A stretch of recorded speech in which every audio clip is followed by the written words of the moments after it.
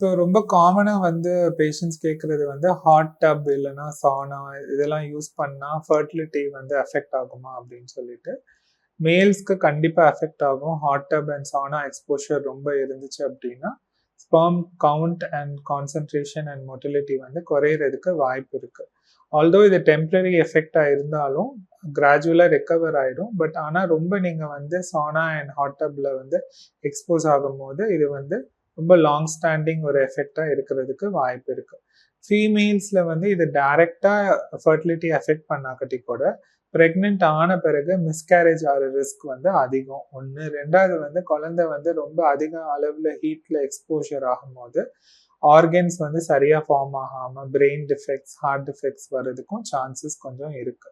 So ப்ரெக்னென்சியில் வந்து கண்டிப்பாக avoid பண்ணிடணும். மேல்ஸ் வந்து ஃபர்டிலிட்டிக்கு ட்ரை பண்ணுறாங்க, ப்ரெக்னென்சிக்கு ட்ரை பண்ணுறாங்கன்னா hot tub and sauna avoid பண்ணுறது பெட்டர்.